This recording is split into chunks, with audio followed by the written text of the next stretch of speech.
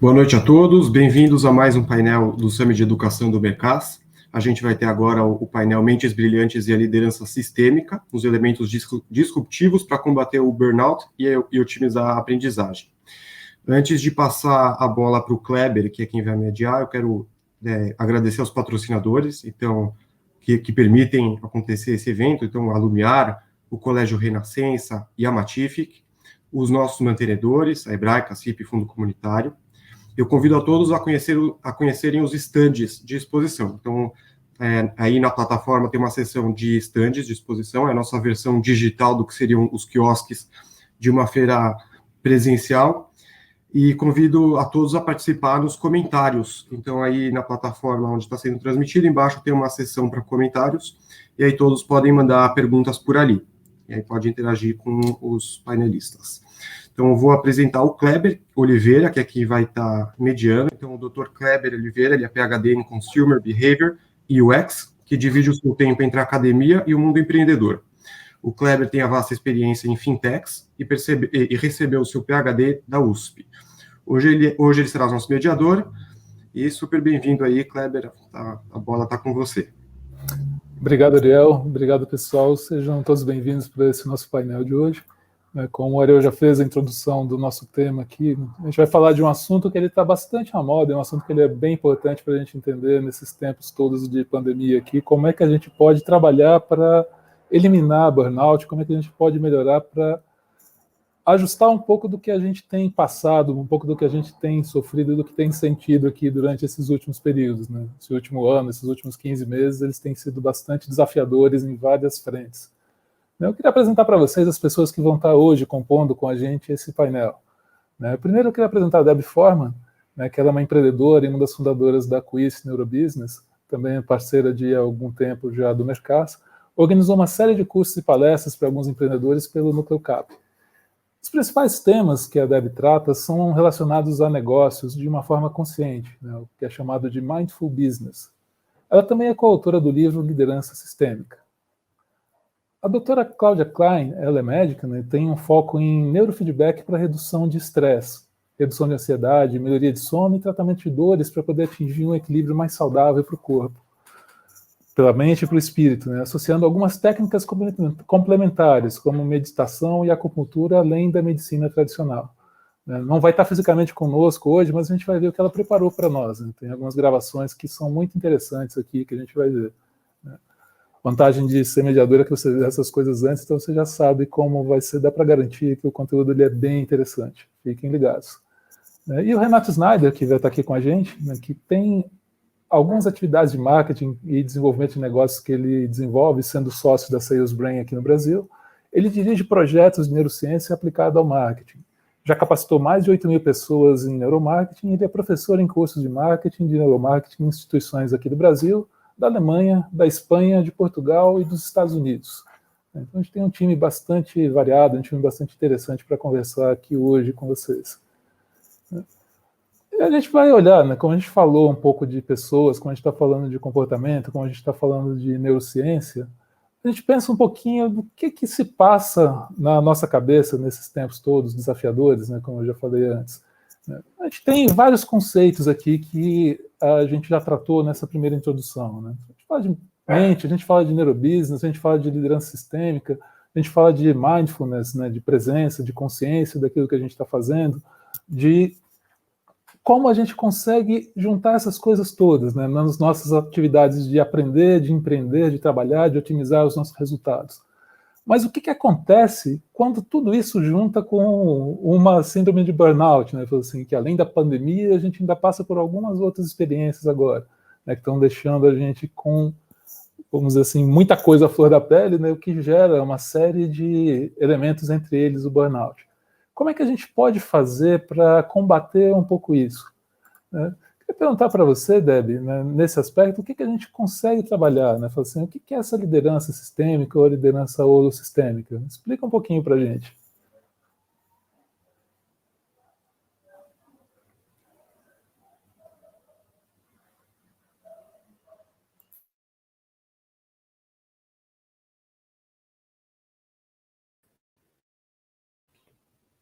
Agora vamos tentar de novo. Agora que eu desmutei. Tudo bem? Boa noite a todos.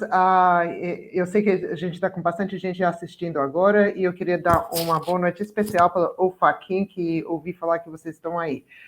Kleber, você poderia compartilhar a tela conosco para a gente estar distante? Então, vamos fazer um share screen ali, se é possível, e a gente vai entrar. É possível a gente fazer isso? Aí. Ok, bom, aqui está. Eu vou começar com o seguinte. O Kleber começou agora falando que o título da nossa palestra hoje, que é Mentes Brilhantes e a Liderança Sistêmica, com elementos disruptivos para combater o burnout e otimizar a aprendizagem. São muitos nomes, são muitos termos, parece assim que a gente está falando de várias coisas ao mesmo tempo, e de fato nós estamos, tá? Nós estamos falando sobre liderança sistêmica. E isto já precisa uma definição em si mesmo. Mas também estamos falando dos elementos disruptivos para combater o burnout. Burnout também é um tema, uma terminologia razoavelmente nova para o nosso vocabulário do dia a dia, que a gente está ouvindo cada vez mais desde a pandemia. E a gente fala e se termina para combater e otimizar a aprendizagem. Nós estamos no Summit de Educação, e durante esses 5 dias, em todas essas palestras, a aprendizagem no Summit de Educação é o grande tema. Como que a gente aprende? Quais são os recursos lá fora? E é isso que é o propósito que o Summit trouxe.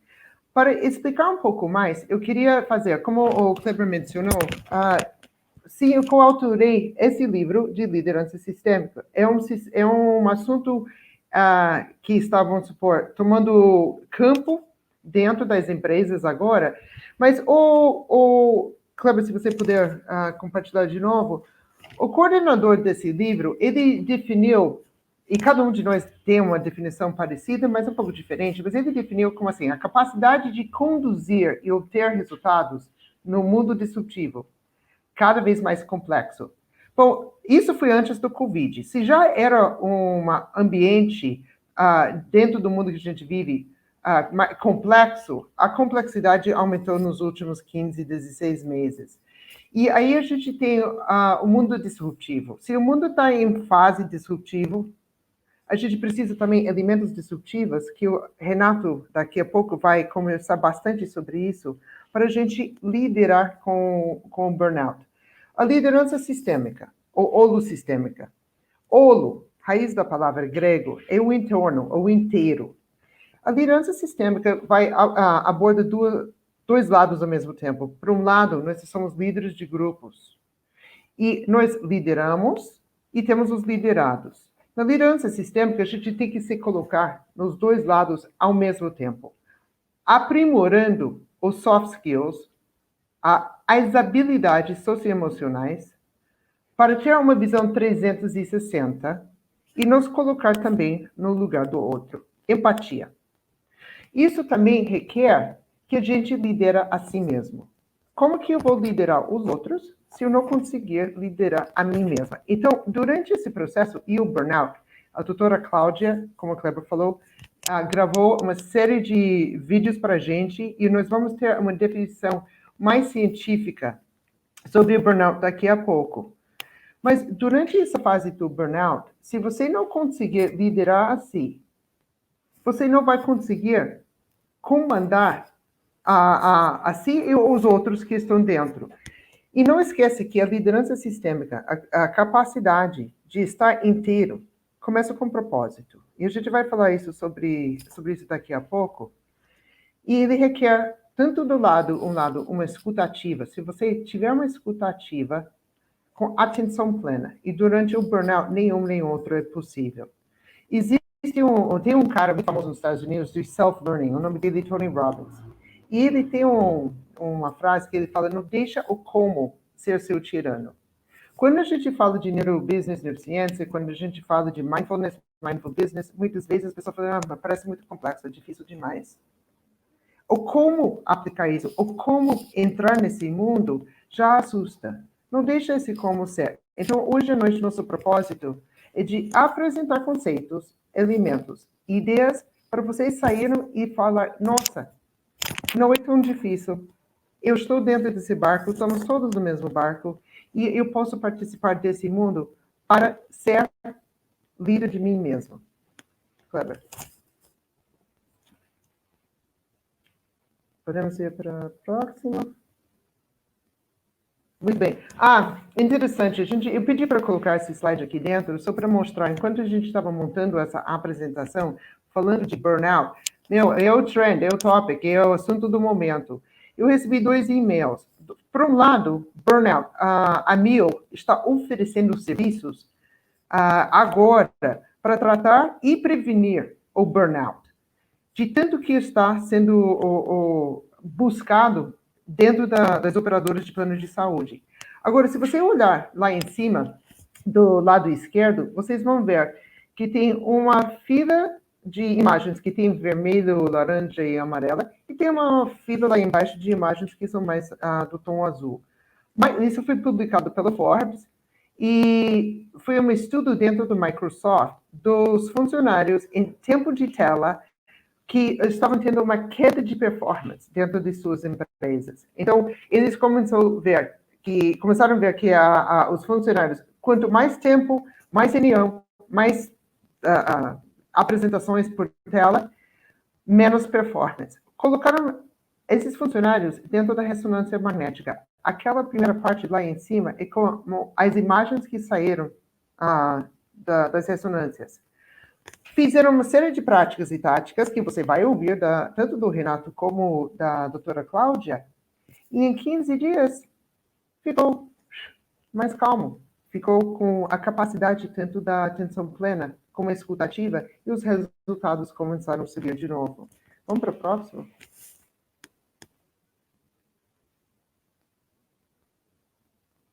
Ok. Bom, eu vou tentar explicar isso dentro dessa roda, tá? Como que a liderança está sendo afetada com o burnout? Nós temos uma roda da queda. Por um lado, a liderança sistêmica pressupõe que você está liderando com propósito.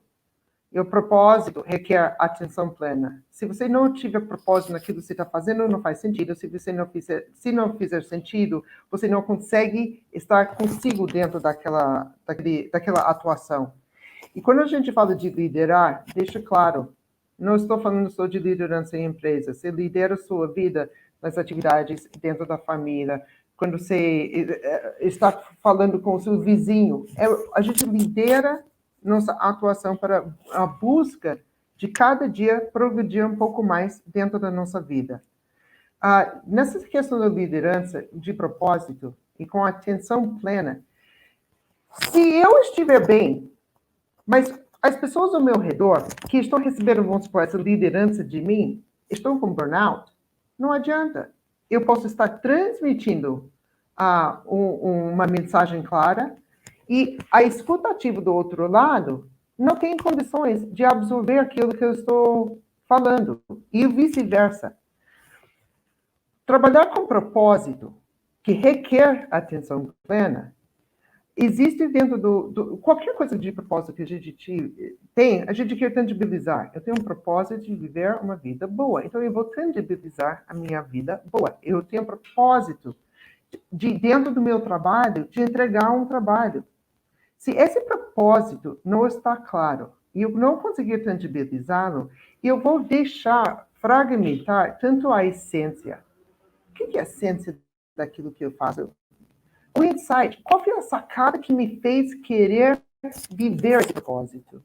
E aquele feeling. O feeling daquilo que a gente faz dentro do neurobusiness e dentro do propósito, a gente tem cores, texturas, sabores, até olfato. Eu pedi olfato durante a Covid, que foi super esquisito. Quando você não está sendo impactado por todos os sentidos, você perde a essência e começa a se distanciar do propósito. Bom, se você começa a se distanciar do propósito, você começa um processo de estagnação, porque você não está dentro, você não está inteiro, você não está liderando aquele processo dentro de si.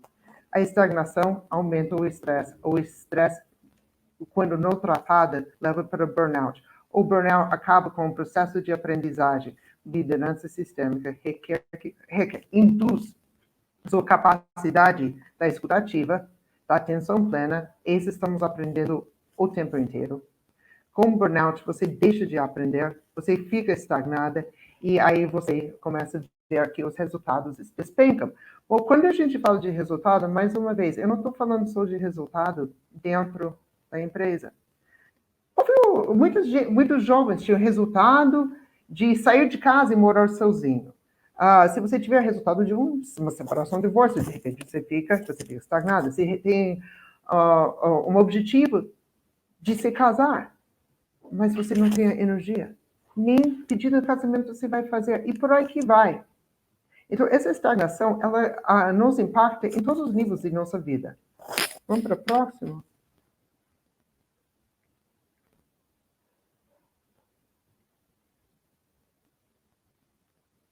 Eu queria fazer uma coisa com vocês rapidamente, antes de prosseguir com a parte da doutora Cláudia. Aqui estamos no Summit de Educação. Educação, processo constante de aprendizagem, e a questão é como que o burnout está afetando. Então, pega seus celulares agora, se vocês quiseram, bate uma foto aqui, papum, dessa tela, e depois você fica olhando isso e responde isso. Ou, eu adoraria, fica agora, vocês têm um chat lá na tela que vocês estão vendo, se você baixar a tela um pouquinho, tem uma área de chat. E responde, põe para a gente ver, tá? Depois a gente vai olhar isso. Onde você se sente estagnado agora na sua vida?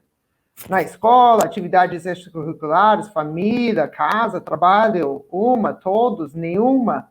Então, pode pôr assim, estagnado na escola, estagnado no trabalho. Deixa a gente ver como que tá. Não tem problema, porque tá todo mundo se sentindo isso mesmo. E quais aprendizagens, essa é uma grande pergunta, mais ajudariam vocês, nesse momento, elevar a vida? Não levar a vida, elevar a vida, tá? Aprender mais conteúdo específico da sua área, isso ajudaria? Ou ajudaria a aprender skills técnicos, talvez uma ferramenta digital, alguma coisa? Aprender skills sociais, de repente foi chamada a atenção que você não interage bem com pessoas? Ou elevar a vida, que mais ajudaria a aprender a amar a si mesmo? E aí eu jogo uma outra pergunta, para uma reflexão hoje. Você consegue dizer que você sente um amor profundo de você nesse exato momento?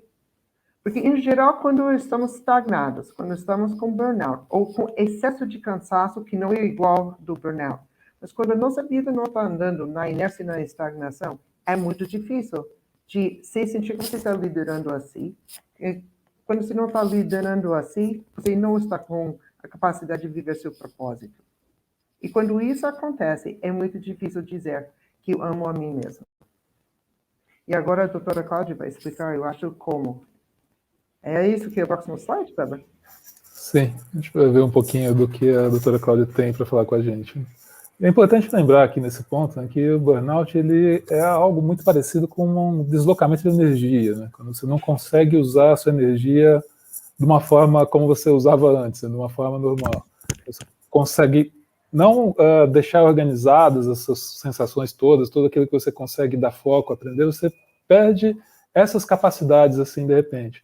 Mas para pensar, puxa, mas eu conseguia fazer isso antes, o que está acontecendo comigo aqui? Por que está tão difícil prestar atenção? Por que está tão difícil entender o que está acontecendo aqui em volta? Né? Por que está tão difícil entender coisas novas ou tentar me adaptar para alguma novidade? Né? Um pouco disso pode ser pela questão do burnout, né? Da sua energia está sendo gasta de uma forma que você não está vendo. É como aqueles vazamentos que acontecem no apartamento que é difícil de você identificar, é difícil de detectar. Mas vamos entender um pouquinho melhor e começar a ver com a doutora Cláudia como é que essas estruturas dentro da nossa cabeça acabam funcionando para que a gente tenha um jeito de entender como é que esse estresse todo vai impactar na nossa vida, né? O que isso está causando dentro da gente, né? E como é que essa crise que a gente está passando pode, afinal das contas, ser até uma coisa boa, né? A doutora Cláudia tem um ponto de vista bem interessante a respeito disso. E também um pouquinho sobre arquétipos que a gente vai ver aqui na frente, né? Que nada mais, nada menos explicando a grosso modo, que que é um tipo estruturante de personalidade, né? Gente que se comporta de uma certa maneira, e isso acaba sendo repetido em alguns tipos de comportamento e alguns tipos de pessoa. Mas vamos ver melhor com a doutora Cláudia como é que isso funciona.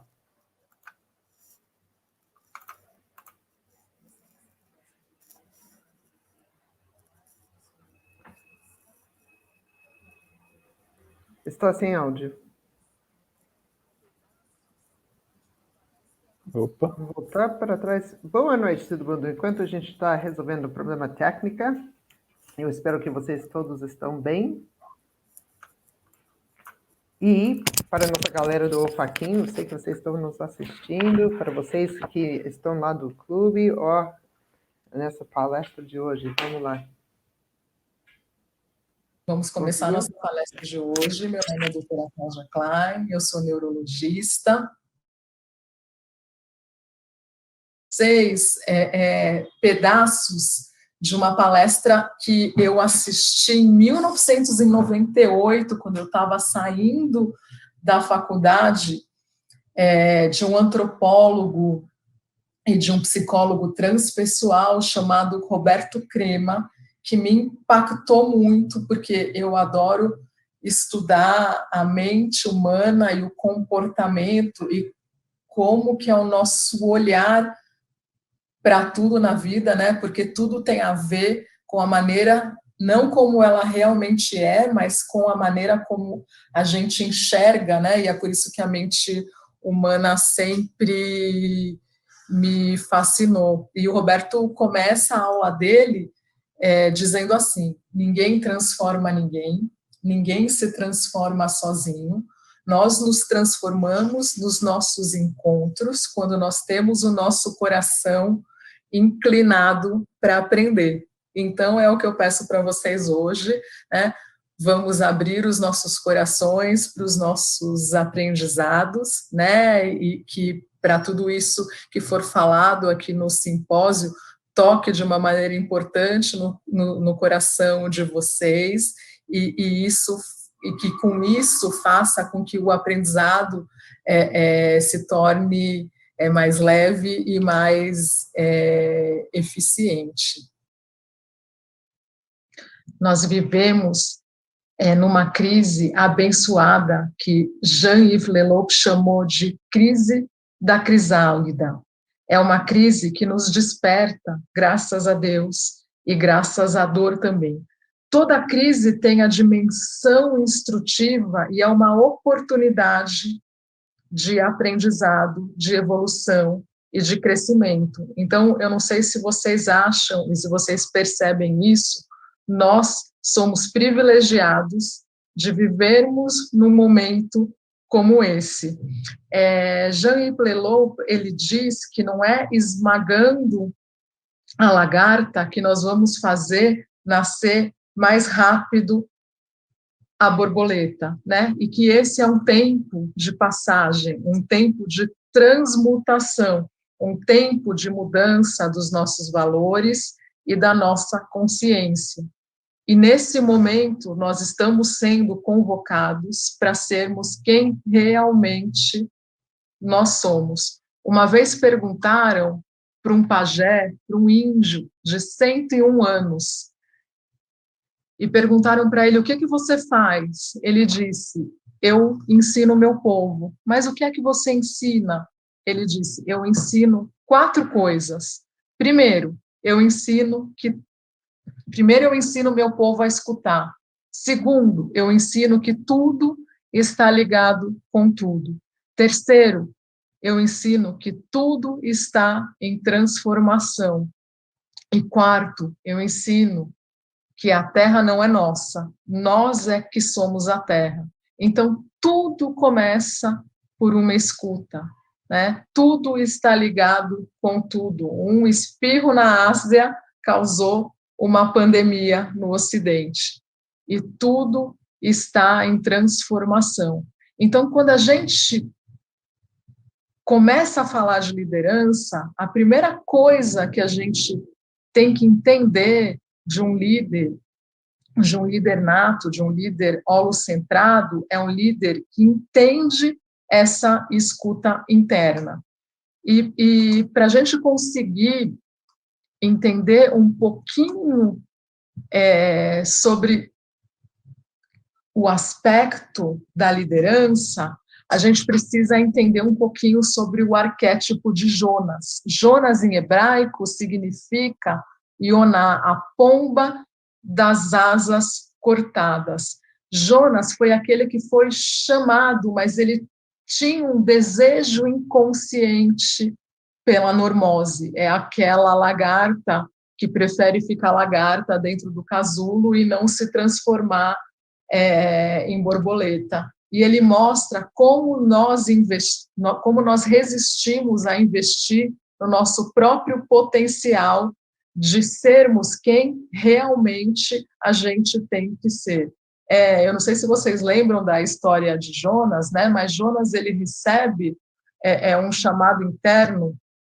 Jonas vai para Nínive, lá tem criança morrendo, a cidade vai ser destruída, em 40 dias não vai ter mais Nínive. Jonas, acorda, a velhacaria está tomando conta, os políticos, eles estão fazendo aquilo que eles querem, eles estão enganando todo o povo. Acorda, levanta, vai para Nínive. Será que isso que acontecia lá na antiguidade não é tão atual, não é bem parecido do que aquilo que nós estamos vivendo agora? E vocês acham que Jonas foi para Nínive? Não, ele resolveu que ele queria pegar um barco e ir para Tarsis, que era a Veneza da antiguidade, né? E a gente sabe que geralmente existe um chamado interno que coloca a gente de pé para a gente tentar entrar na estrada do nosso próprio caminho, né? Mas que sempre tem uma vontade inconsciente de permanecer aonde a gente está. É muito difícil mudar, né? Então, Jonas pegou o navio e foi para Nínive e, de repente, vem o capitão do navio, né, desesperado. Jonas, o que você está fazendo aí? Esse barco vai afundar, né? Você tem que vir rezar para a gente, né? E esse capitão é como se fosse a consciência, né? O topo da cabeça falando para a gente: desperta, acorda. Se você não fizer nada, esse barco vai afundar. E Jonas, ele era uma pessoa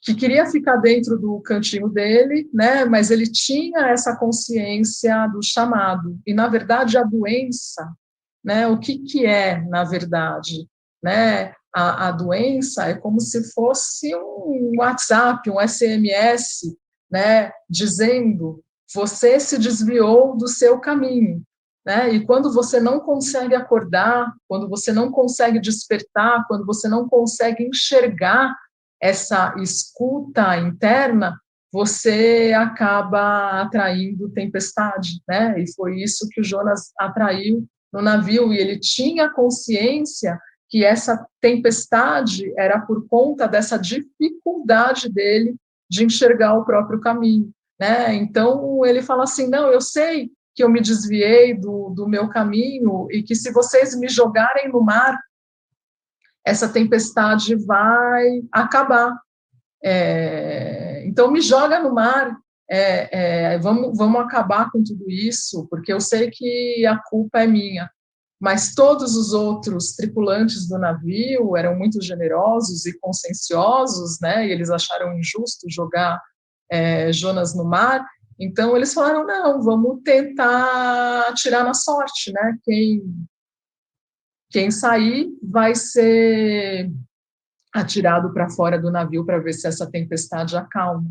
E quando eles tiraram na sorte, a sorte saiu exatamente para Jonas, né? Então, a sorte é aquilo que Jung chama de sincronicidade. Os antigos, eles conseguiam escutar os sinais, né? Eles ouviam o trovão, eles ouviam o barulho da coruja, eles entendiam o que era uma pedra no meio do caminho, eles sabiam que eles faziam parte do universo, né? Lembram do índio? A terra não é nossa, nós é que somos a terra, né? Eles conseguiam entender essa consciência de participação e de que eles não eram destacados do universo, né? Nós perdemos esse senso de orientação e esse senso e essa consciência, né?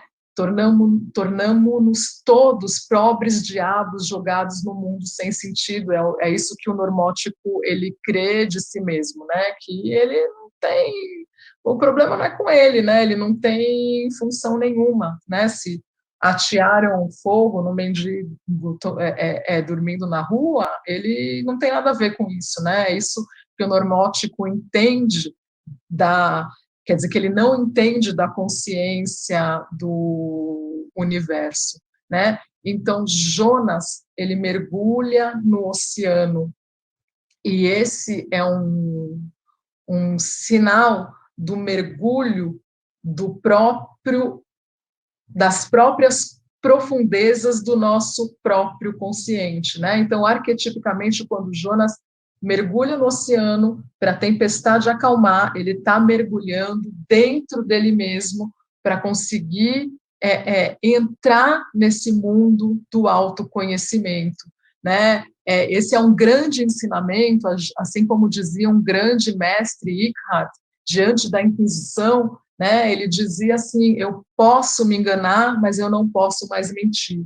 Eu posso me enganar, mas eu não posso mais mentir. E há um momento na vida em que você não pode mais mentir para si mesmo, senão você vai atrair tanta tempestade, mas tanta tempestade, né? E as coisas vão batendo aí na sua vida, se você vai repetindo o padrão, né? Como se fosse uma mensagem dizendo: você se desviou do seu caminho, que é melhor mergulhar. E quando a gente mergulha nas profundezas do ser humano.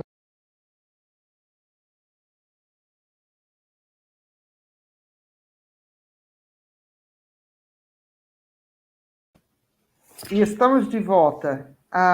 É sempre bonita a palavra da doutora Cláudia, e conforme a gente assistiu a sequência que ela gravou para a gente, eu sugiro que vocês peguem um lenço, porque tem uma hora que pega bem no peito.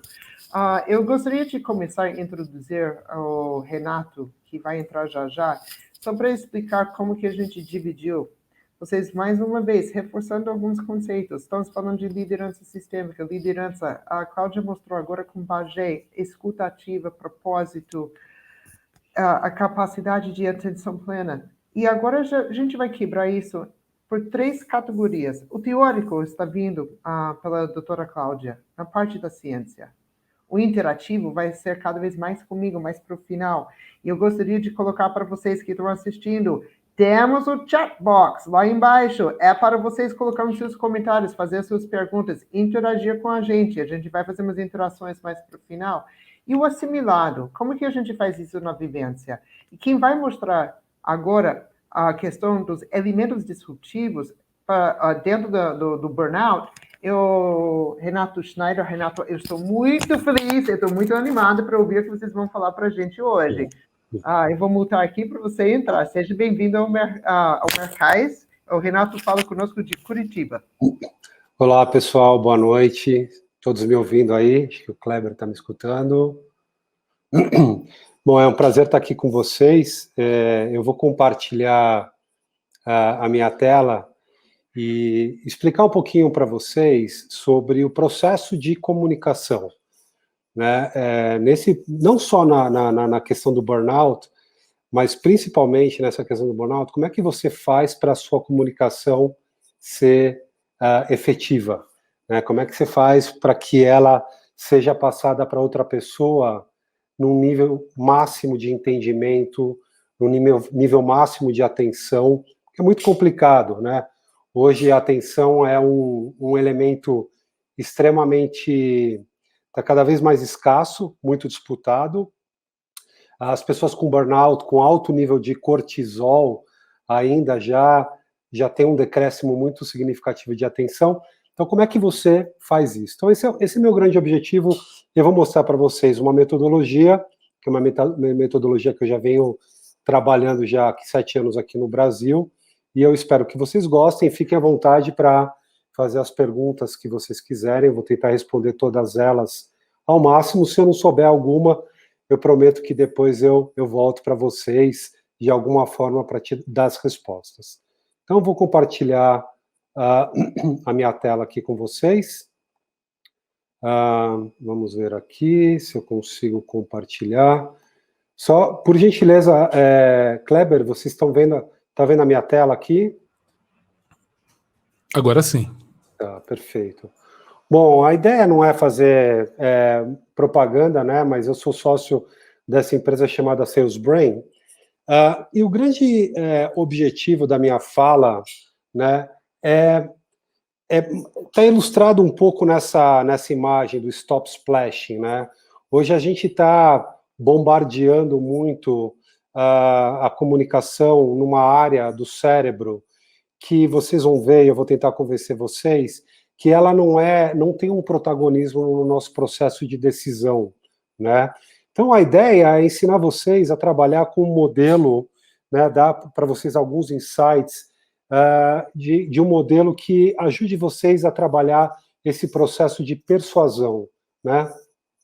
Persuasão é você conseguir conduzir a sua conversa, o seu diálogo da forma mais tranquila, vamos dizer assim, possível, fazendo que a pessoa do outro lado não só entenda, mas de alguma maneira se convença daquilo que você, líder, professor, vendedor, empresário, enfim, aquilo que você almeja durante o processo de comunicação, ou seja, desperdiçar o máximo evitar o desperdício de energia na tua fala e tentar levar ela de uma forma mais precisa.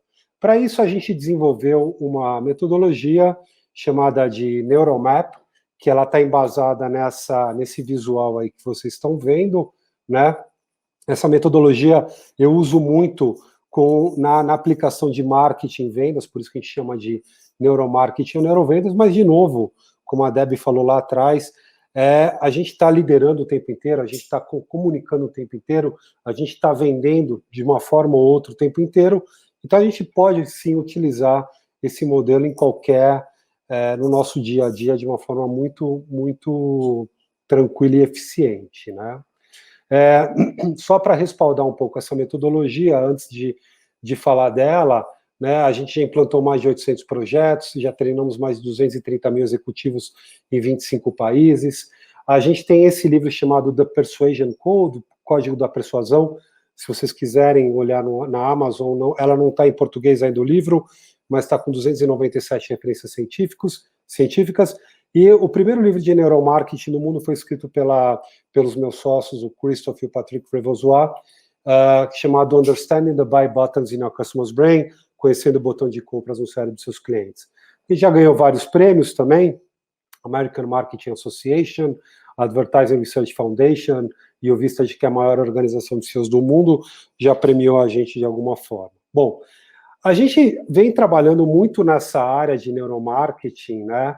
Porque hoje, claro, principalmente nos últimos 20 anos, a gente já consegue entender muito bem o processo de como funciona o cérebro, de como é que funciona as nossas tomadas de decisão, qual que é a área responsável do cérebro que rege as nossas decisões, e claro que com isso as empresas, os empresários, os líderes, inclusive os professores, né, agora nesse processo de pandemia, eles podem se beneficiar muito com esses aprendizados para poder passar uma mensagem de uma forma mais assertiva, né? Então, muitos equipamentos já foram utilizados, e hoje a gente, por exemplo, esse primeiro equipamento que a gente chama em inglês de fMRI, que é ressonância magnética funcional, a gente já consegue hoje escanear o cérebro das pessoas, entender o percurso de processos de tomada de decisão e vários outros elementos, né? Fora isso, provavelmente muitos de vocês já escutaram falar do Daniel Kahneman.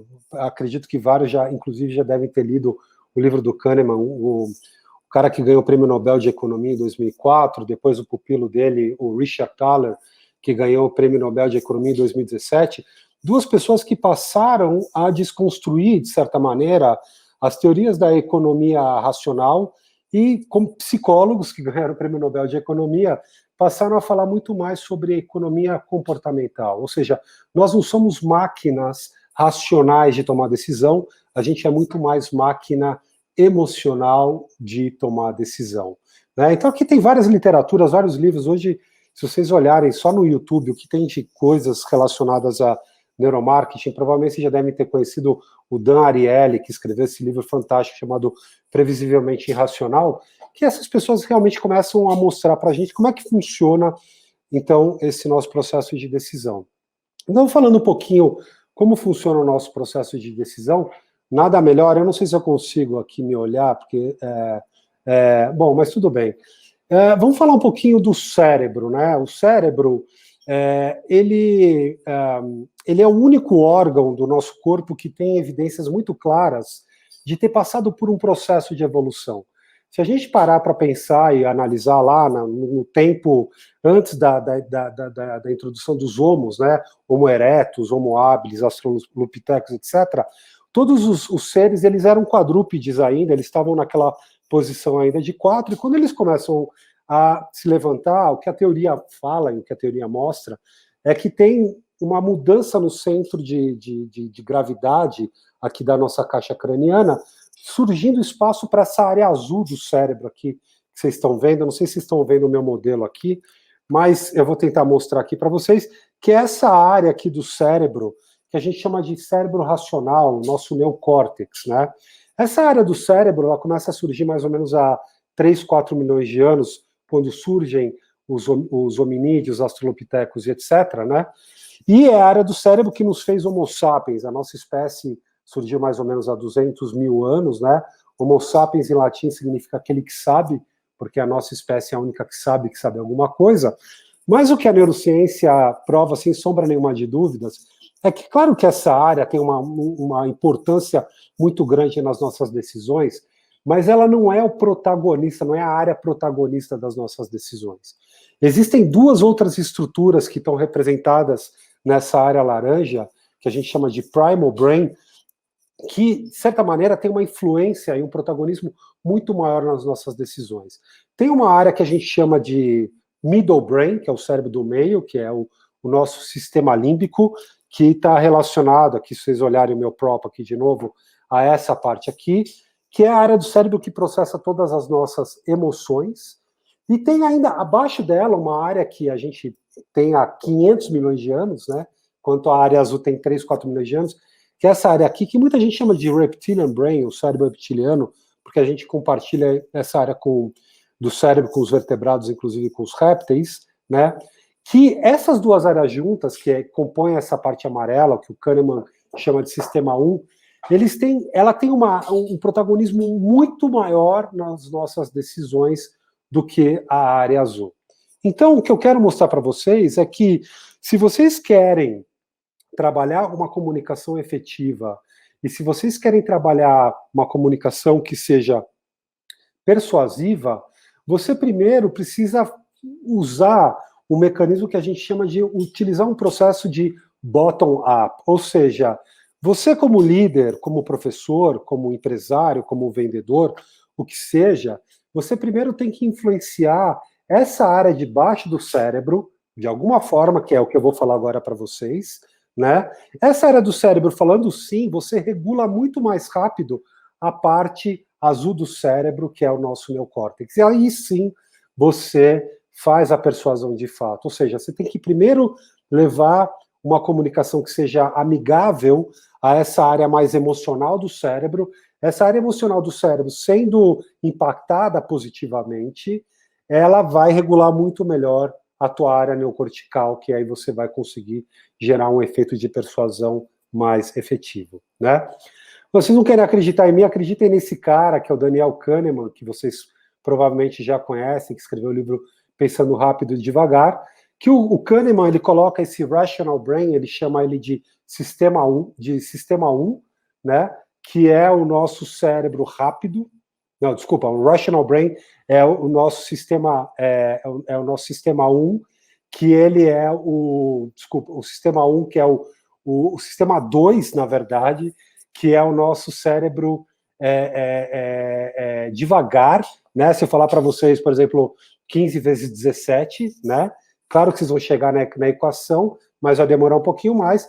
E o teu sistema 1, que é o primal brain, que é o rápido, né? É o 1 mais 1, é o andar de bicicleta, toda a tua parte automática está relacionada ao sistema 1. E o que o Kahneman fala, sumarizando o livro dele, ele fala que o sistema 1 ainda rege todas as nossas decisões, né? Embora a gente ache que o sistema 2, que é o nosso neocórtex, acredite ser o protagonista, o sistema 1 ainda é o herói da nossa história. A grande maioria das nossas escolhas correspondem à predileção do sistema 1. Então, esse é o cara que ganhou o Prêmio Nobel de Economia em 2002, e depois veio, provavelmente alguns de vocês já devem ter ouvido falar do Richard Thaler, que é o pupilo do Kahneman, inclusive, que escreveu o livro Nudge, né, em 2017, e em 2017, na verdade, ele ganhou o Prêmio Nobel de Economia também. Aí você vai falar, Renato, tá, mas e aí, cara, como é que eu faço para, então, criar uma comunicação efetiva, uma comunicação que a gente chama de brain-friendly no sistema 1? Então, existe uma linguagem, né, que é a ciência da persuasão, e no momento que vocês utilizam essa linguagem, vocês têm uma chance maior de sucesso na tua comunicação, de persuadir, de vender melhor, de se comunicar melhor, de ensinar melhor, né? E essa é uma linguagem, é mais ou menos quando a gente aprende inglês, né? Quando você aprende inglês, você não vai aprender só com o elemento verbal, não só com o verbo, você tem que aprender o conjunto inteiro. Então, o que a gente fala é que isso aqui é a linguagem do sistema 1. Para você ser fluente no sistema 1, você precisa, de certa maneira, utilizar todos os elementos. Não adianta usar somente o elemento, por exemplo, visual. Claro que isso vai favorecer a tua comunicação, mas não é somente ela que vai fazer com que você seja uma pessoa mais convincente, persuasiva e etc. Tá? Então, a ideia é que vocês consigam utilizar os 6, e claro, depois vocês podem visitar o nosso site, entrar em contato comigo de alguma maneira, e eu posso passar um material complementar em relação a isso. Então, o primeiro estímulo que a gente chama é o estímulo pessoal. O que significa pessoal? Significa, de certa maneira, que nós, claro, que nós somos autocentrados, né? Que nós somos egoístas por natureza, não que a gente não saiba, talvez a gente não tenha dado conta de quão egoístas a gente é. E é claro, a gente está falando com um cérebro, pessoal, que é o cérebro, essa parte que é o reptilian brain, né? É o cérebro que rege que controla tudo que é relacionado à nossa sobrevivência.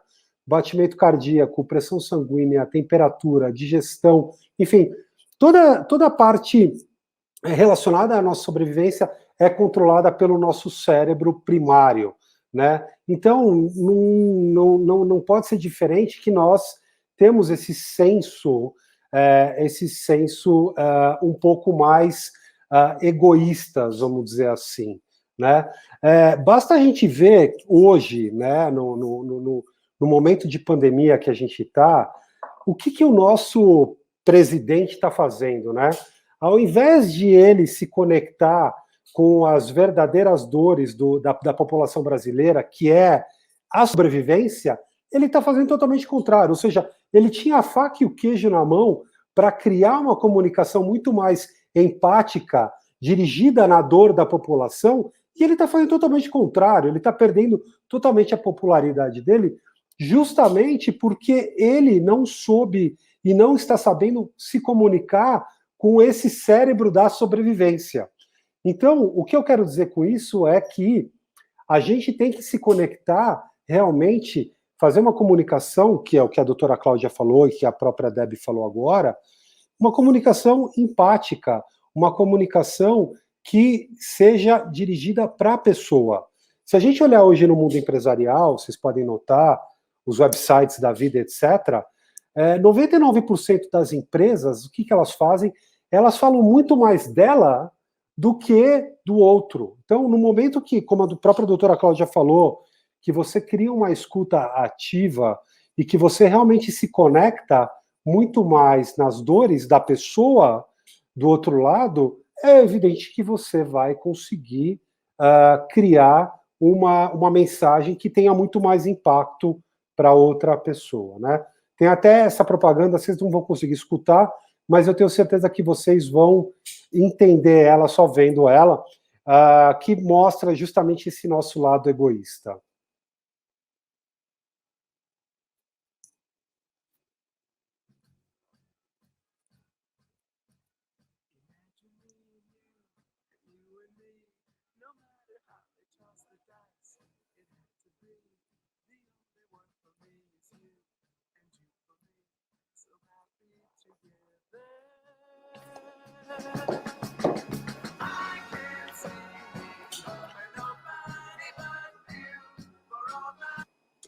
Então, essa é a nossa natureza egoísta, né? Então, a ideia aqui não fale sobre... É tudo sobre ele, é tudo sobre a outra pessoa. Não fale mais tanto de você, traduza toda a linguagem para outra pessoa, desenvolva uma conversa que seja empática, né? Se a gente olhar hoje no mundo empresarial, o que a gente mais vê são apresentações de efeito sono, a gente fala muito da gente, do nosso serviço, da nossa tecnologia, do nosso plano, dos nossos valores, e a gente esquece muitas vezes de falar do outro, né? O segundo elemento é o elemento de contraste, né? O contraste é um outro elemento bastante importante que gera uma diferenciação mais clara, porque, na verdade, o maior medo, se a gente pegar, vamos olhar o consumidor, as pessoas que estão comprando, por exemplo, o maior medo delas é errar na escolha. A gente tem muito medo de errar na escolha, não só o consumidor. Por quê? Porque hoje a gente está muito bombardeado de informação, né? Então, no momento que... tem até, inclusive, um escritor chamado Barry Schwartz, que escreveu O Paradoxo da Escolha, que ele fala justamente isso, que a gente acha que muita escolha favorece a gente, mas, na verdade, muitas escolhas fazem com que a gente congele nas nossas decisões. Então, a ideia é justamente quando você líder, você professor, não dar muita informação para a pessoa, né? É você limitar o número de informações e ser mais assertivo naquilo que você quer, né? Porque você aí cria o que a gente chama de um outro viés, o efeito de ancoragem no cérebro. Quando você dá somente, por exemplo, 2, 3 opções para a pessoa, ou quando você vai tratar de somente 2 ou 3 assuntos, obviamente você vai ser muito mais efetivo na tua comunicação. E o contraste é justamente você criar o efeito de comparação de uma coisa a outra para que a pessoa consiga entender melhor aonde você quer chegar, né? No mundo da propaganda, a gente usa muito efeito contraste nessas comparações, por exemplo, o Weight Watchers, né? Então, você geralmente coloca uma imagem de dor, por exemplo, de um lado, que você está se conectando, você entendeu qual que é a dor da pessoa, e o lado direito, que é o lado da solução, né? Se você quer, por exemplo, explicar qualquer coisa, você também pode usar o elemento contraste, né? Se você quer explicar o que é um freio ABS, por exemplo, nessa imagem você consegue explicar com um efeito contraste, por exemplo. A WWF usa muito o efeito contraste nas suas propagandas, na sua comunicação, né? Aqui do lado esquerdo está escrito horripilante, do lado direito não tem o tubarão, é mais horripilante ainda. Então, o efeito contraste é justamente você ajudar a pessoa do outro lado a tomar uma decisão mais rápida e segura mediante ao excesso de informações que a pessoa tem. A tangibilidade, ele é um outro elemento bastante importante também na comunicação, porque o nosso cérebro, ele é um grande gastão de energia. Eu não sei se vocês sabem, mas o cérebro, ele consome cerca de 20 a 25% da nossa energia. Se a gente pegar esse todo de 25%, 90% agora, né, dos 25%, né, ele é para nos manter vivo, é para nos manter no estado que a gente chama de estado de homeostase, de estado de equilíbrio, né? Então, o cérebro, ele quer a qualquer momento, a todo custo, manter a sua energia, poupar a sua energia. No momento que você cria uma comunicação, uma mensagem que gera muito esforço mental, que a gente chama de esforço cognitivo alto, você não está tangibilizando a tua mensagem. Então, a ideia aqui é você sempre tentar explicar para a pessoa do outro lado de uma forma muito concreta, de uma forma muito tangível, né? Com elementos, com provas, com histórias, com metáforas, formas que vão fazer com que a pessoa do outro lado, né, como se você estivesse vendo, não, obviamente não subestimando a inteligência da pessoa do outro lado, mas é tentar explicar qualquer coisa que você vai falar para uma pessoa, como se fosse uma pessoa de 4 anos, com muita tangibilidade, né? No mundo da propaganda, por exemplo, o que a gente vê é isso, né? Isso é uma mensagem totalmente tangível, ou seja, 80%, 90% dessa propaganda, ela está retratada numa imagem e o restante no blá, blá, blá, né? A 3M, por exemplo, se está querendo vender uma fita, ela está tangibilizando de uma forma muito mais visual, sem nenhum esforço cognitivo, né? Mr. Clean, a mesma coisa. E a outra forma também, né? Aqui é uma outra campanha contra a bebida no trânsito e etc. E a outra forma é aquilo que eu estava falando, ou seja, é você tangibilizar com histórias, né? No momento que você coloca a história na tua mensagem, você começa a tangibilizar muito mais ela. No momento que você coloca metáforas, no momento que você coloca provas, dados, números, são formas de você tangibilizar muito mais a tua mensagem. Um outro elemento é o elemento de você criar uma comunicação memorável, porque assim, qual que é o grande objetivo da comunicação? O grande objetivo da comunicação é você aumentar ao máximo da outra pessoa os níveis de atenção, e como a gente estava falando anteriormente, a atenção é um elemento cada vez mais escasso, cada vez mais disputado, e ao mesmo tempo a gente tem que aumentar o nível de memória da pessoa, né? Porque a gente tem que lembrar, vocês como professores, líderes, vendedores, o que seja, vocês têm que lembrar que as pessoas que vão estar escutando a tua mensagem, elas precisam sair da tua conversa com alguma coisa, né? E a nossa memória, de novo, ela é muito frágil. Muitas vezes a gente acha que o nosso nível de atenção e de retenção, ele é linear, né? Enquanto estou falando, o nível de atenção e de retenção de vocês está linear. Na verdade, não está. Muita gente acha que não. Ah, não, Renato, o meu nível de atenção ele é muito alto de retenção no começo de uma interação e ele vai caindo no decorrer dela. Também está errado. A gente tem que lembrar que o nosso cérebro ele tem uma tendência natural de se lembrar muito mais de episódios no começo de uma interação, no final de uma interação, e praticamente esquecer tudo que está no meio dessa interação. Isso para qualquer coisa, para qualquer tempo.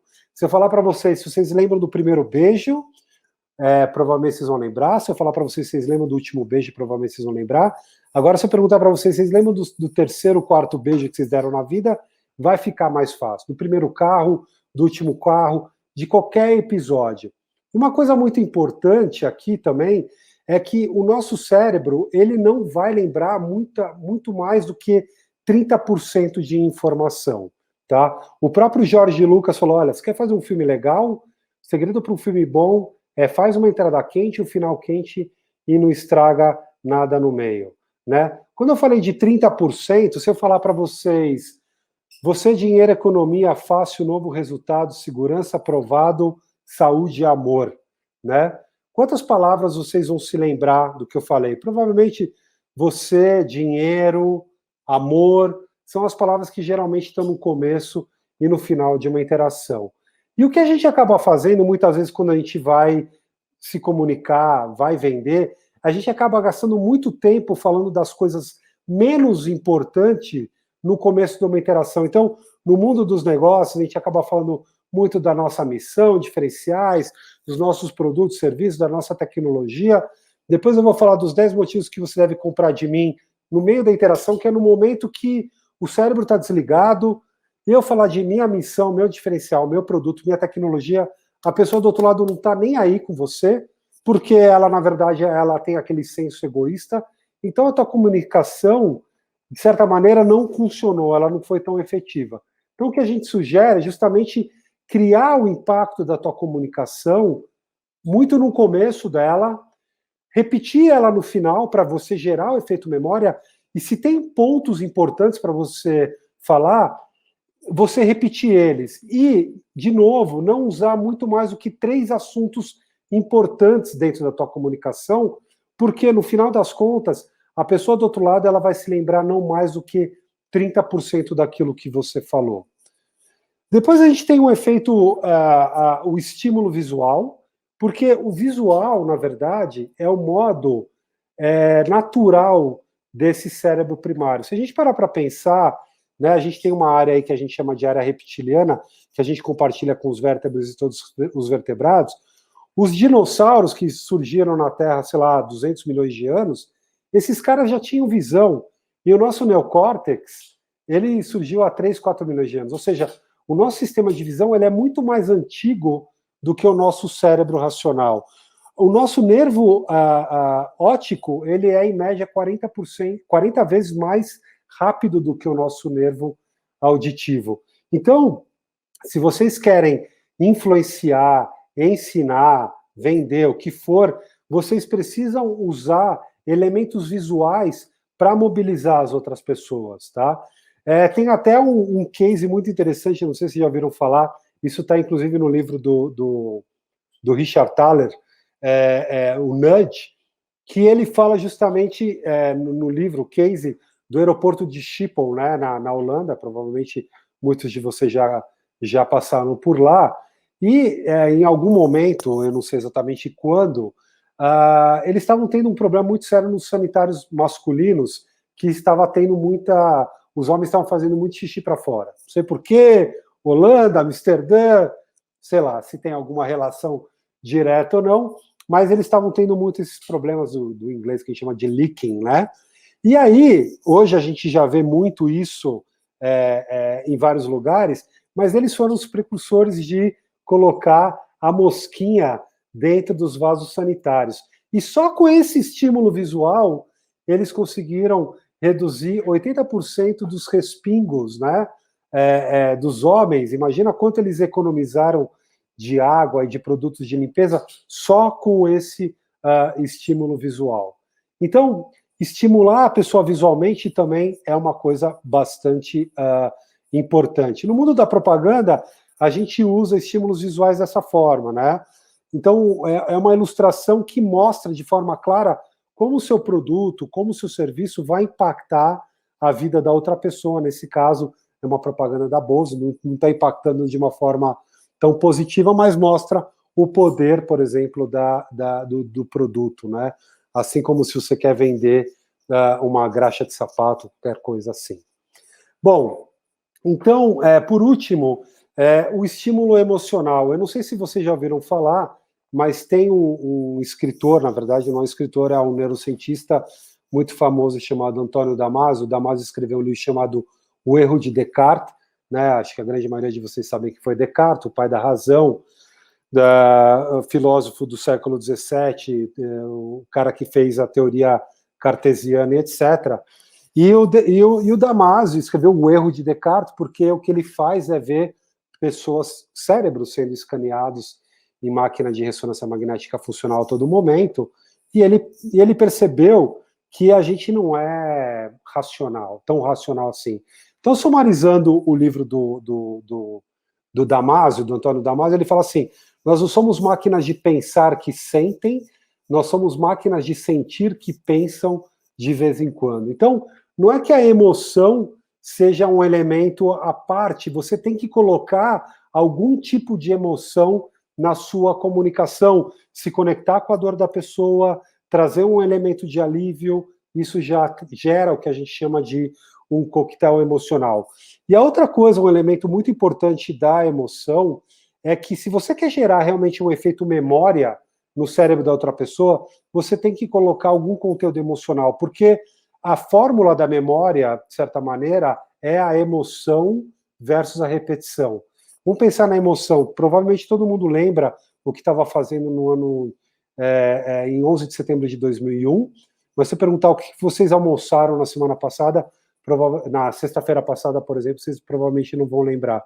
E vocês se lembram justamente porque vocês tiveram uma carga de adrenalina muito forte no cérebro. Tem vários modelos que mostram a emoção. Esse é o modelo do Plutchik, né? O Plutchik fala que emoções são reações químicas que antecedem o movimento e que disparam a decisão. Como vocês estão vendo, são 8 emoções primárias, então que ele colocou de confiança, alegria, antecipação, irritação, nojo, tristeza e surpresa e medo, né? E você, quando junta 2 emoções, você pode gerar uma terceira emoção. Então, confiança mais alegria gera amor. E aqui você tem uma paleta de cores que resulta em quase 64 mil tipos de emoção. O ser humano não consegue expressar 64 mil emoções. Eu acho que ele consegue expressar no máximo 8 mil ou coisa assim, tá? Mas, por exemplo, a confiança no nível mais acentuado é admiração, no nível menos acentuado é aprovação, alegria no nível mais acentuado é êxtase, por exemplo, no nível menos acentuado serenidade, por aí vai. Então, existem vários modelos que falam de emoção. Mas a ideia aqui é justamente vocês entenderem que se você quer criar uma comunicação disruptiva e assertiva, você tem que colocar doses emocionais também, né? Se a gente olhar no mundo da propaganda, eu posso falar, olha, é muito perigoso você dirigir e falar no celular, mas no mundo da propaganda você usa muito mais conceitos emocionais. Então, para terminar a minha fala aqui, só para a gente retomar, no momento que você cria uma mensagem que usa esses 6 elementos, pessoal, então, criar uma mensagem empática, relevante a outra pessoa, dirigida na dor dela, positivo. Se você criar uma mensagem com contraste, não muitos elementos, 2, 3 elementos, criar um elemento ancoragem daquilo que você quer, mostra os elementos e salienta aquele elemento que mais é importante para você, a pessoa vai entender mais rápido. A tangibilidade, porque o cérebro não tem apetite de processar informações complexas, então, com histórias, com metáforas, com elementos visuais, muito bom. Memorável, ou seja, não se esquecer de que o nosso cérebro trabalha no U-shape, colocar as coisas mais importantes no começo, repetir as coisas mais importantes no final e usar o elemento de repetição super positivo. Estimular a pessoa com elementos visuais para que ela possa entender melhor a tua mensagem. E trazer elementos emocionais, de novo, com histórias, com metáforas, se conectando na dor dela, criando uma mensagem mais empática, certamente vocês vão conseguir transmitir uma mensagem muito mais efetiva para a pessoa que está do outro lado com burnout, para a pessoa do outro lado que está querendo aprender, e etc. Ok? Então, essa é a minha fala, espero que vocês tenham gostado e continuamos aí a nossa conversa. Isso é muito legal, Renato. Então, uns pontos aqui bem interessantes, né, que você mostrou algumas aplicações práticas de como é que a gente consegue ajustar a nossa comunicação para melhorar o nosso potencial de absorção lá pela pessoa do outro lado. Porque você está cansada, está no burnout, que é uma situação extrema de cansaço, né, e com isso a gente vai, depois de mostrar as aplicações práticas, voltar um passinho para ver por dentro da nossa cabeça como é que isso funciona. Né? Assim, que a Cláudia tem aqui uns aspectos que são interessantes para falar sobre a neuroquímica que acontece dentro da nossa cabeça, né, que por mais que a gente tenha cérebro funcionando com uma série de estímulos elétricos, ele também está imerso num poço químico, né, ou seja, tem vários elementos dentro da gente que vão nos balanceando e desbalanceando ao mesmo tempo. A ideia é que a gente consiga sempre estar numa lógica de maior balanceamento do que desbalanceamento. Né? A gente vive num equilíbrio que é um chamado equilíbrio dinâmico, ou seja, entre aquilo que a gente está gastando de energia e consumindo para ficar num bom termo. Se a gente consome muita energia e não gasta, a gente vai para aquela porta lá dos vigilantes do peso que o Renato mostrou no slide dele. Na hora que a gente começa a gastar de uma forma compatível as duas coisas, a gente tem uma produção que é melhor, a gente se sente melhor, mais saudável, mais confiante. E se eu faço isso ao contrário, ou seja, eu estou gastando muito menos, ou melhor dizendo, gastando muito mais energia do que aquilo que eu estou ganhando, eu vou para um estado de cansaço, eu vou para um estado de burnout, eu vou para um estado de estafa, né, ou estresse, como a gente também costuma chamar. Esses elementos todos dificultam o aprendizado, mas a gente vai ver um pouquinho mais por que isso acontece. Né? Eu vou deixar a palavra agora com a doutora Cláudia aqui. Opa, só um minutinho.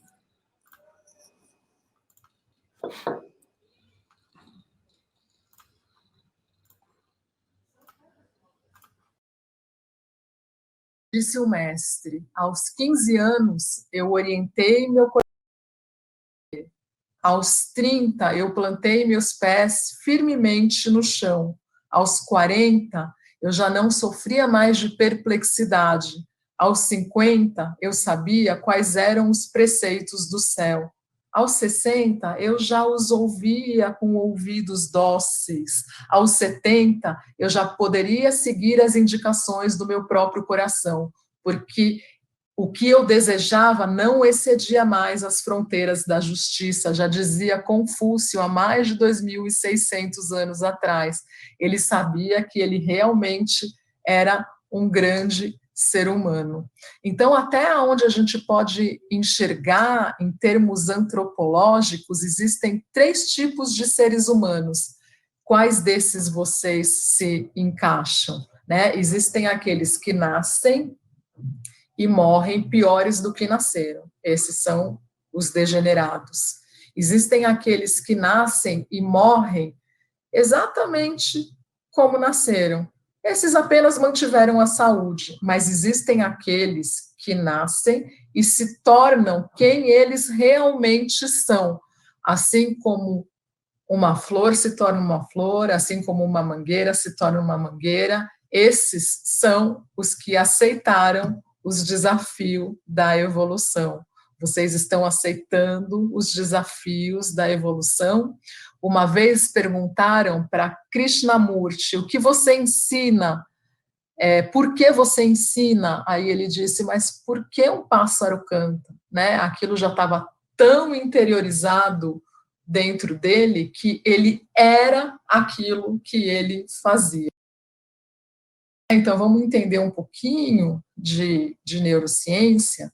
Aqui nós temos um corte de cérebro, essa é a região do córtex pré-frontal, que é o nosso centro da felicidade, é nosso centro da estabilidade e é o nosso centro da recompensa, o quanto que a gente entende daquilo que é importante para a gente, o quanto que a gente se torna feliz com aquilo que a gente tem. Então, vejam que para o cérebro felicidade não é o quanto você tem, é o quanto que você enxerga que aquilo te faz feliz. Então fizeram uma pesquisa para saber quem era o homem mais feliz do mundo, e o homem mais feliz do mundo é um lama chamado Mathieu Ricard. Colocaram ele numa ressonância funcional e perceberam que ele tem o córtex pré-frontal mais expandido do mundo. O Mathieu Ricard, ele era um cientista, um geneticista, ele largou tudo para virar lama. Então, esse é mais um dos motivos que a gente entende que a felicidade não está só no ter, né, está só no ser. É um estado interno, e aqui nós vemos o nosso cérebro primitivo, que é a nossa amígdala, que é o nosso cérebro que descarrega adrenalina. Então, entendendo um pouquinho de neuroquímica, né, para vocês entenderem o estrago que o excesso adrenérgico faz no cérebro, nós temos que ter um equilíbrio entre a quantidade de serotonina que a gente produz no organismo, que é a nossa química do bem-estar, e a quantidade de adrenalina que a gente produz no organismo, que é a nossa química do estresse. Então, quando a serotonina estiver equilibradinha com a adrenalina, ela dá ânimo, vontade, start de ação. Então, essa adrenalina não é ruim. A questão é quando a gente vem descarregando uma quantidade grande de adrenalina, né? Então, o que eu tenho visto no consultório, né? Nesses tempos de enclausuramento, como nós somos seres sociais, e esse enclausuramento não faz com que a gente circule energia, nós estamos descarregando uma quantidade muito grande de adrenalina no nosso organismo. E toda vez que a adrenalina sobe, a nossa serotonina cai. Então, para que deveria servir a nossa adrenalina? Então, nosso sistema adrenérgico deveria servir para a gente enfrentar uma crise pontual. Depois desse enfrentamento, esse excesso de adrenalina é degradado e volta a equilibrar com a serotonina de novo. Então, se a gente for olhar lá para trás, lá para os primórdios da humanidade, por exemplo, se os homens das cavernas fossem querer enfrentar um dinossauro, talvez, o sistema adrenérgico, ele prepara você para a luta. Então, o que ele faz? Ele aumenta a frequência cardíaca, ele aumenta a pressão, ele pega todo o sangue do coração, manda para a musculatura, para você ter potência de ação, para você poder bater ou sair correndo, ele melhora o seu foco, ele melhora o seu alerta, ele melhora a acidez gástrica, né? Então, em você enfrentando o perigo, esse excesso de adrenalina é degradado e a gente equilibra de novo. Só que nós estamos liberando adrenalina todo dia. O corpo entende que você vai participar de uma guerra, então ele te prepara para a luta todos os dias.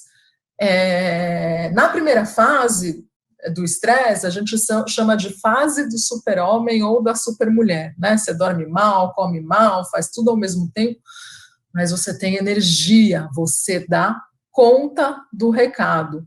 A questão é que essa fase, ela dura muito pouco, porque o nosso organismo, para fazer esse preparo todo para a guerra, ele começa a ter que tirar energia da sua reserva, né? Aquilo que a gente falou lá no começo da infecção do vírus, da Covid na nossa célula, né? Ele começa a tirar toda a energia celular, né? Então, se a gente passa da fase do super-homem e essa energia e essa adrenalina não baixa para manter esse status de hiperadrenalina com todas essas funções metabólicas, a gente começa a perder energia e é aí que a gente começa a ter problema, né? O corpo, para deixar você com esse status grande de adrenalina, ele começa a tirar a energia do seu foco, da sua atenção, da sua memória, porque ele entende que isso não é importante no momento. O importante é a fase do bateu, levou. É você reagir a um estímulo lesivo para você poder preservar a vida. Então, todas as funções superiores, o teu corpo vai mandando embora. Então, você começa a ter dor de cabeça, você começa a ter gastrite, você começa a ter insônia, porque o cérebro fica hiperestimulado, aí você começa a ter falta de energia para acordar, você pode ter tontura, labirintite, e tudo isso ser relacionado a essa disfunção adrenérgica que não melhora. Se ainda assim você não olha para dentro, para a escuta interna do seu corpo, percebe o que está acontecendo para conseguir reverter o quadro, a gente começa a entrar num estágio de burnout, né? Porque primeiro a adrenalina subiu, a serotonina desceu. Na segunda fase, a gente continua mantendo essa disfunção da química cerebral, mas a despeito de perda energética. E na terceira fase, a gente começa a baixar as duas químicas, tanto a adrenalina quanto a serotonina. Então, é aquela situação da mente não desligar e você não ter energia para acordar. Então, é como se você desse um off no sistema, né? Como se você se tirasse da tomada. E isso é tão sério, mas tão sério, que quando a gente está passando por um processo desses, a gente chama isso de fadiga da adrenal, né, que é uma glândula que a gente tem em cima do rim, que produz cortisol. O cortisol, ele é extremamente importante quando ele está na faixa da normalidade, porque é ele que te dá energia. É o cortisol que faz pico de manhã para você acordar, é ele que mantém o status do coração, o status da pressão, o status da sua memória. Só que esse cortisol, no estresse, vai virando adrenalina. Chega um momento que quando você está na fase 3 do estresse, você não tem mais cortisol para dar, né? E aí a química começa a cair, você entra em fadiga da sua suprarrenal, que é aquele cansaço crônico, né? Que você não levanta mais da cama. Então isso, principalmente nessa fase que a gente está vivendo, causa uma série de transtornos.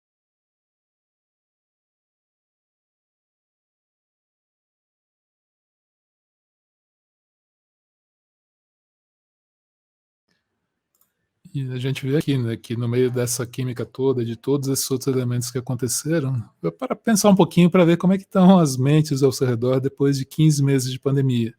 Que tem mais um efeito também cerebral, né, que é um chamado neurônio espelho, que faz com que a gente repita um pouco das ações que estão acontecendo ao nosso lado, né? As pessoas com quem a gente está interagindo, elas acabam influenciando também na forma como a gente se comporta. Então as pessoas estão muito cansadas, estão muito estressadas, estão muito num ritmo de excesso de adrenalina, de geração adrenal, como a doutora Cláudia falou, são pessoas que elas vão acabar impactando na nossa energia, né? Tem aquelas pessoas que você encontra com elas e depois tem vontade de sentar um pouco, porque a pessoa está muito carregada, tem algumas coisas assim no meio do caminho, e a gente percebe esse tipo de energia. Isso vai ajudando a gente a se carregar ao longo disso, ao longo do tempo, né? E vai fazendo com que a gente tenha dificuldades em conseguir prestar atenção no que está acontecendo. Em sala de aula isso é um problema muito sério, né? Em outros ambientes onde é necessário uma aprendizagem, isso também acaba acontecendo com uma frequência muito elevada. A Débora vai falar um pouquinho para a gente sobre as questões que envolvem essa nossa possibilidade, essa nossa capacidade de ter foco, essa nossa capacidade de manter atenção, especialmente para retomar um daqueles pontos que trata da própria questão da escutativa. Como é que isso pode ajudar a gente nesse combate do burnout, Debbie? Só lembra de desmontar o seu microfone, que senão fica mais difícil da gente ouvir você.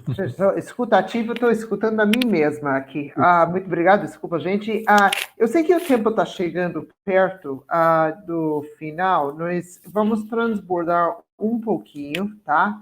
E eu acho que a escutativa, nós podemos ir... Sem tal, a gente vai direto no vídeo da Cláudia, porque a gente está falando tanto, o Renato trouxe tanta informação, a Cláudia já trouxe tanto disso. Eu acho que seria muito interessante e a gente ir direto na parte da Cláudia e eu faço esse encerramento no final. Se vocês ficaram, ficam aí, porque a gente tem uma dinâmica bem no final e os primeiros 5 pessoas que participam vão receber um livro, tá? Então vamos direto para a parte da Cláudia e eu volto no final. Pode ser, Kleber?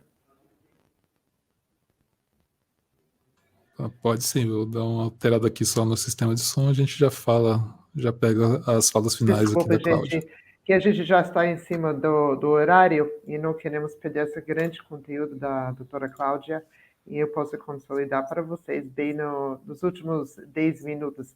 Ficam conosco alguns minutos extras aqui, mas quando a gente está falando da escutativa, enquanto ele está arrumando isso, do burnout, a gente vai receber esse conteúdo da Cláudia para entender quimicamente o que acontece dentro da gente, que impossibilita. E eu vou te falar uma coisa, simples assim, quantas vezes vocês pegaram um livro recentemente e começaram a ler e leu a mesma página 3 vezes? Quantas vezes você tentou falar uma coisa, parece disco quebrado, disco, para quem sabe que é um disco, e na repetição? E quantas vezes alguém fica falando contigo e você simplesmente não consegue? O problema é que a gente gasta cada vez mais tempo e chega num lugar nenhum. E vamos ver por quê, se a gente conseguir rodar a doutora Cláudia. Vamos lá. Para a gente melhorar o nosso terreno biológico, né? Lembra da pergunta, né? Quanto melhor estiver o nosso terreno biológico, a nossa biologia interna, mais saudável vai ficar as nossas emoções e menos chance a gente tem de desenvolver uma forma grave, uma forma mais complicada da Covid ou de qualquer doença, né? Então, os pilares que são super importantes,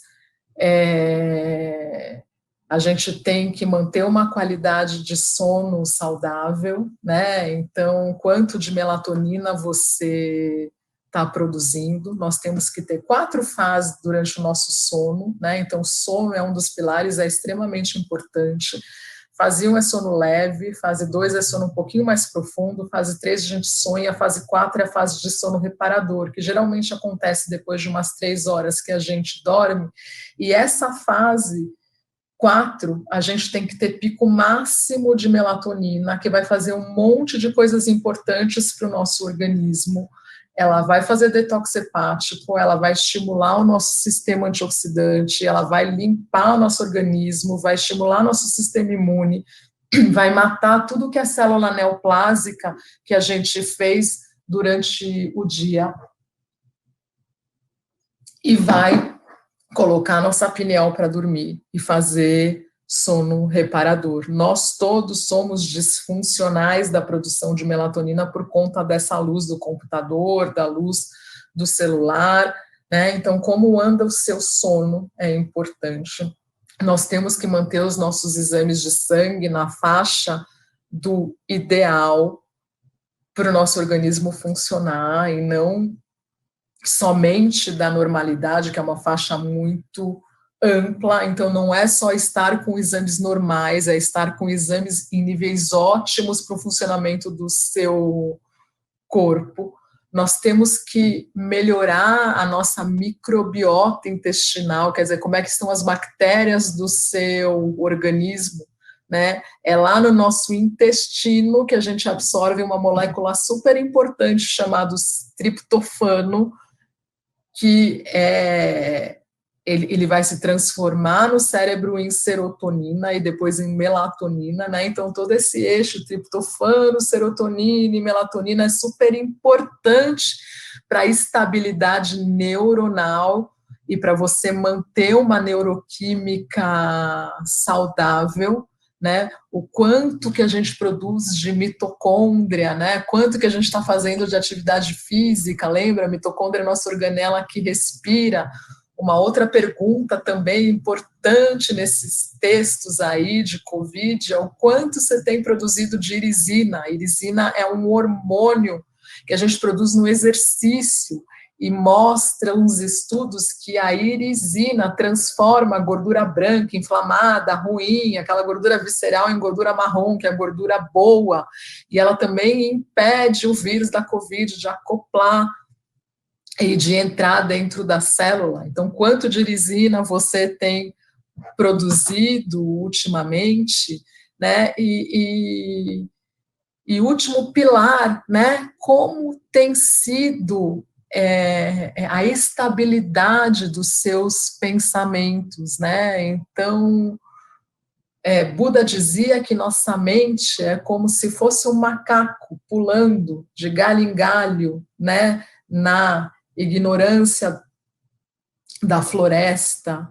humana, né? E quando a gente medita é quando esse macaco se acalma, né? Então, outro ponto importante que faz parte dos pilares da longevidade é que quando a gente estabiliza os nossos pensamentos, né? Quando a gente aprende a acalmar a mente, a gente começa a produzir estabilidade, né? A gente começa a produzir, deixa eu achar aqui, aquela foto do cérebro, quando a gente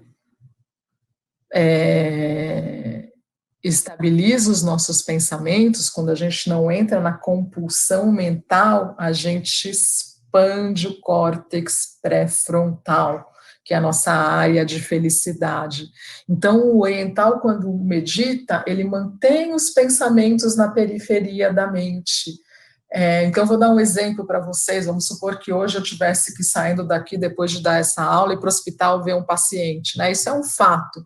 O que eu vou fazer deste fato é o meu modus mental falando, vai chover, eu vou ter que fazer prescrição, vai ter trânsito, não vai dar tempo. Então, a gente faz uma série de convulsões de pensamentos, né, desse estímulo neuronal, de fatos que nem existiram. E isso, como a gente já viu lá atrás, gera adrenalina, e a adrenalina gera uma série de transtornos. O excesso dela é tóxica para o coração, e causa aí, como a gente viu na fase 2 e na fase 3, uma série de doenças até chegar lá no burnout, que é na fadiga adrenal. Então, fizeram um trabalho muito interessante com relação à meditação, e meditar é uma técnica ativa, ela pode até servir para relaxamento, mas é treino, né? Fizeram um trabalho super interessante na Emory, na Emory de Atlanta, onde eles pegaram pessoas que começaram a meditar, e meditavam pelo menos 3 vezes por semana, pelo menos 12 minutos, e viram que colocaram essas pessoas numa ressonância funcional, e eles perceberam que o cérebro dessas pessoas, a atividade ficou muito maior após a prática da meditação no córtex pré-frontal do que na amígdala. Então, olha só que interessante, com meditação, sem remédio, o cérebro, ele muda a neuroplasticidade dele, ele aumenta a população de neurônio na nossa área da felicidade e diminui o nosso estímulo cerebral do bateu, levou. Então, esse trabalho é de extrema importância para a gente tentar entender que a gente pode fazer a diferença, né? Então, uma coisa que eu queria contar para vocês é que o nosso cérebro, né, é dividido em hemisfério cerebral esquerdo e hemisfério cerebral direito. O nosso hemisfério cerebral esquerdo, ele é responsável pela lógica, pela organização, né? Nosso cérebro científico, é o nosso cérebro racional, e o nosso cérebro cerebral direito é o nosso cérebro da amorosidade, da intuição, da expansão, e é o cérebro que fica ativado quando a gente medita, por exemplo, né? Então, a ciência, ela não precisa da espiritualidade, ela tem o seu caminho próprio. A espiritualidade não precisa da ciência, ela tem o seu caminho próprio, né? Mas nós precisamos de ambos, né? Nós precisamos dos 2 hemisférios cerebrais ligados aqui nessa região do corpo caloso, que é essa região central que liga o hemisfério cerebral direito com o hemisfério cerebral esquerdo, né? Como se fossem as asas de uma borboleta centradas pelo corpo caloso, né? Então, eu queria terminar essa palestra com um dos poemas mais lindos que eu já li, que tem a ver com o que a gente está falando, que é um poema de Menotti Delpicchia, que diz assim: goze a euforia do voo do anjo perdido em ti. Não indagues se nossas estradas, tempo e vento, desabam no abismo. O que sabes tu do fim? Se temes que teu mistério seja uma noite, encha-o de estrelas, no deslumbramento da ascensão. Se pressentires que amanhã estarás mudo, esgota como um pássaro as canções que tens na garganta. Canta, canta, talvez as canções adormeçam a fera que tenta devorar o pássaro. Desde que nasceste, não és mais do que o voo do tempo rumo ao céu. Que te importa o rumo? Voa e canta enquanto existirem as asas. Muito obrigada.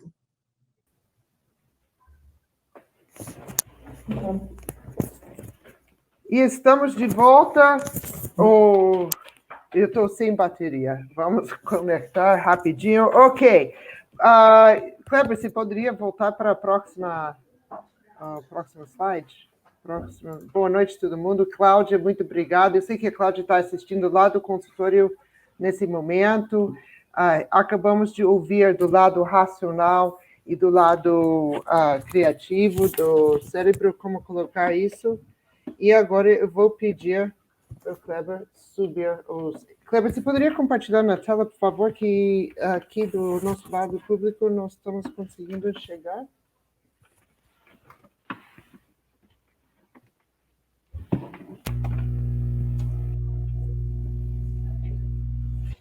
Aqui agora foi. Muito bem. Ok. Aqui a gente poderia... vamos para o encerramento agora. E, para isso, eu gostaria só de dividir com vocês o seguinte. A Cláudia falou do lado esquerdo, do lado direito, do racional. E a gente falou de liderança sistêmica, falamos de escuta ativa, falamos de atenção plena. E uma das coisas dentro dos elementos que o Renato levantou, de como a gente trabalha com essa comunicação. E eu sei que vocês têm um chat ali, e a gente gostaria de que vocês participassem, encerrassem conosco, façam uma celebração desse evento do Summit de Educação, e vamos fazer o seguinte. Dentro do sistema que a gente faz na empresa, quando a gente trabalha para identificar, trazer o propósito, essência, feeling, insight de volta, para você ter uma conectividade e sair da estagnação, a gente trabalha muito com os jogos de trabalhar os dois lados juntos. Então, eu vou pedir para vocês tentarem fazer o seguinte. Um hashtag. Escolher um verbo e um adjetivo. Junta esses dois num hashtag da razão de acreditar em você. Razão de acreditar em mim. Se vocês puderem compartilhar, joga aqui no chat agora seu hashtag. Se é fácil você criar esse hashtag agora, um verbo, um adjetivo, por que acreditar em mim? Então você está numa fase boa, o burnout não está te afetando. Você está conseguindo liderar assim o seu ambiente. Se você tiver dificuldade de fazer esta atividade no momento, isso é difícil acreditar em si. Então, como que você vai querer que os outros acreditem? Aí volta para a questão de liderança sistêmica, a visão integrada, ou holístico, ou inteiro. É muito importante. Então, eu estou esperando. Vamos ver no chat que vocês vão colocar. Se você tiver dificuldade de fazer isso, você sente que você não consegue achar razão de acreditar em você, aí eu te pergunto, quem mais vai acreditar? Isso acontece nas empresas também. Se não conseguir acreditar em você, como você vai ser liderado, como que você vai receber da sua equipe também, como que você vai transmitir a mensagem que o Renato trocou tanto, de acreditar na sua empresa, no seu atendimento, acreditar na sua equipe. Então, esse jogo é de ativar os dois lados simultaneamente. O verbo, ele vai para a ação. É o racional, como a Cláudia falou. Qual é a ação que você precisa e qual é o adjetivo que descreve aquela ação da confiança em você mesma? Você poderia ir para o próximo, só para a gente chegar bem perto do final? E eu agradeço a vocês que ficaram esses últimos minutos conosco. Esse jogo que você viu, eu espero que vocês estão colocando lá nos comentários. E aí, se vocês... Eu não estou vendo o comentário entrando ainda, não. Estou olhando, vendo os hashtags. Eu gostaria de ver os hashtags, razão de acreditar. Como que isso funciona dentro das empresas? a gente trabalha com uma sequência de mapas que vão contando a história de onde você está ancorado, que você pode ver embaixo da ponte, com a água batendo no pescoço. Quais são aqueles fatores que estão tirando você da sua essência, do seu feeling, da razão de acreditar? O que está deixando você ser puxado para baixo? E quais são aqueles tangíveis que você tem que valorizam seus intangíveis, que faz você brilhar? E a gente passa por isso dentro de um processo trabalhando com o Mindful Business até chegar no seu funil de otimizar os resultados.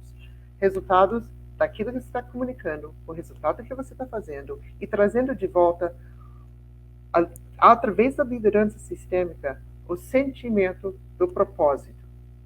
E para entrar em mais contato conosco depois para isso, mas o que mais importa hoje, através de tudo que a doutora Cláudia falou, que o Renato falou, que o Kleber falou, que estamos aqui trazendo informação nova, muitas coisas novas, a escutativa, atenção plena, liderança sistêmica, neurobusiness, a neurologia, a bioquímica dentro do burnout. E se você olhar esses mapas que a gente coloca, e é difícil absorver, não deixa o burnout te afetar, não deixa a sua vida estagnar, e não deixa isso acontecer nas suas empresas e nas suas famílias. Eu acho que essa é a mensagem maior que todos nós temos para vocês, porque afeta sim. Então, sabe, de educação, a aprendizagem diária, afeta a capacidade de aprender, entregar mais, aprender, compartilhar mais. É isso que a gente tinha para dizer hoje. Kleber, você gostaria de encerrar para a gente? É só agradecer a presença de todos hoje, né, e lembrar das 3 recomendações básicas da doutora Cláudia, né, uma delas de desacelerar, né, no final do resumo, é isso, quando a gente está nessa correria, está nesse ritmo de querer fazer mais rápido, querer fazer mais, a gente acaba se cansando mais, então precisa desacelerar um pouco, conseguir respirar, se reorganizar e fazer com que, retomando o sono, retomando as nossas atividades de alimentação mais saudável, de exercício, que a gente consiga chegar nesse equilíbrio dinâmico que a gente precisa agora, né, para que a gente consiga aprender e para que a gente consiga também ensinar e passar melhor os nossos conhecimentos para as nossas equipes, os nossos alunos e para as pessoas que estão perto da gente. Muito obrigado para vocês que acompanharam a gente nessa jornada de hoje. Fica aqui o nosso boa noite, né, e até a próxima, pessoal. Boa noite, obrigada.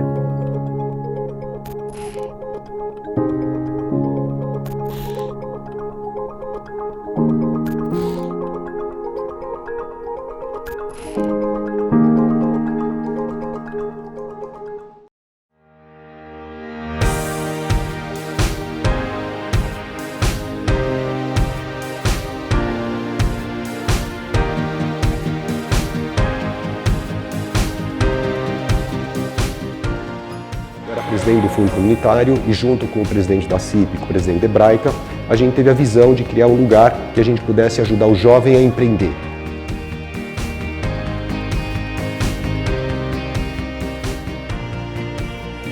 O Mercas tem a missão de fomentar negócios.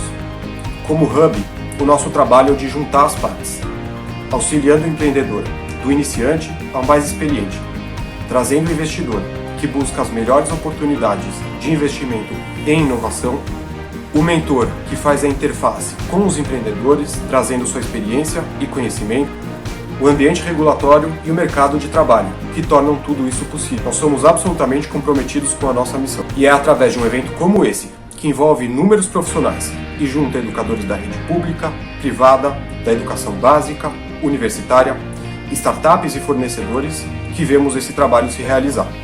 Se você quer saber como o Mercas pode ajudar você ou sua empresa a se transformar através da inovação, junte-se a nós. Faça parte dessa rede de profissionais vibrantes que se ajudam e cresce a cada dia. Venha para o Mercas.